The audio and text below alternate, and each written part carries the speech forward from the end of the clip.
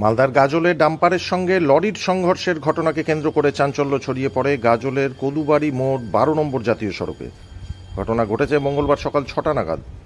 সংঘর্ষের ঘটনায় এক লরি চালক গুরুতর আহত হয়, তাকে উদ্ধার করে গাজল স্টেট জেনারেল হাসপাতালে পাঠানো হয়। খবর পেয়ে ছুটে আসে টোল প্লাজার কর্মীরা ও গাজল থানার পুলিশ। দুর্ঘটনার জেরে গাড়ি চলাচল কিছুক্ষণের জন্য বন্ধ থাকলেও পরে স্বাভাবিক হয়। জানা যায় মালদা থেকে রায়গঞ্জের দিকে যাচ্ছিল লরিটি এবং ডাম্পার রায়গঞ্জ থেকে ফিরছিল। গাজলের কদুবাড়ি মোড়ে দুটো গাড়ি রেষারেষি করতে গিয়ে নিয়ন্ত্রণ হারিয়ে দুর্ঘটনার কবলে পড়ে। কোন গাড়ি যাচ্ছিল? হ্যাঁ,